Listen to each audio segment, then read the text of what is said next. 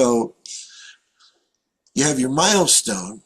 Well, how you're going to achieve a milestone is you've heard, and if you've heard me talk before, I talk about with the product development.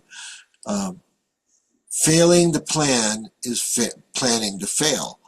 And a milestone doesn't just automatically happen.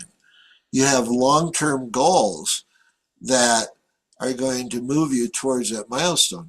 Depending on the complexity of your project, you may only have one long-term goal to hit that milestone, or you may have a dozen long-term goals to hit that milestone.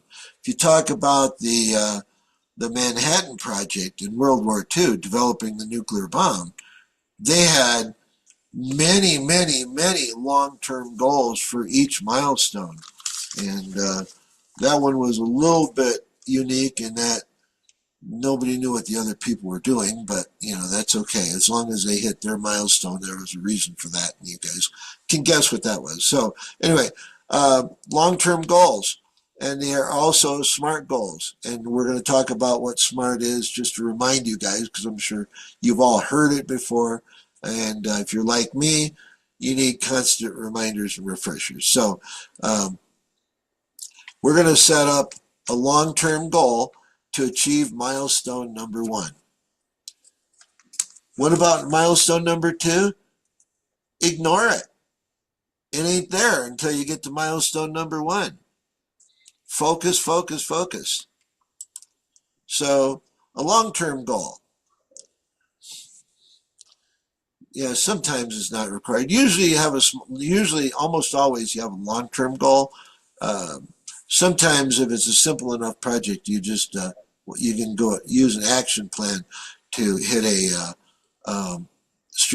strategic milestone. Well, you'll understand what action plan is in a little bit, so just don't get hung up on that. And but once again, it's depending on how complex the project is, depends on how big this long-term goal is going to be. And and I missed a slide here, guys. This is the first time I've done, okay, that's why. All right, okay. I was talking about short-term goals. Okay, yeah, short-term goals aren't always required. I'll show you in my plan, we don't have short-term goals because it's simple enough. We don't need multiple iterative steps to get there. You may have short-term goals if in order to achieve a long-term goal, you have iterations. Well, you don't, so again, it'll depend on the complexity. When I show you the example, I'm hoping that'll be a little bit clearer. And so then an action plan is your number one working document. An action plan, I have a Excel spreadsheet that I'll share with Mac that Mac will share with you guys, and is what I use, and you're going to see that in action momentarily. And but this is task oriented. It's down to, Randy is going to assemble this device. Okay, we got to repair the shotgun.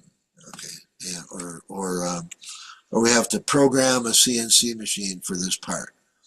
Okay, I mean it's that level of granularity.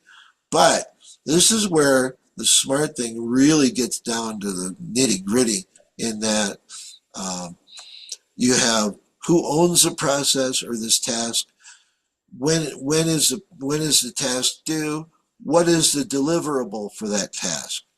You need to know, and you need to be able to measure whether you've achieved it or not. So what's that deliverable? That's that proof point.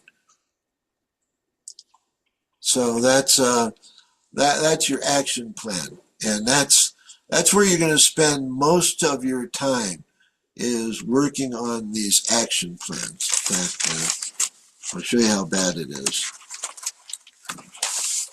All right. Well, yeah, you can't see it. There you go. Action plan. You probably can't see a thing of it. I'm putting it on the screen. So, all right.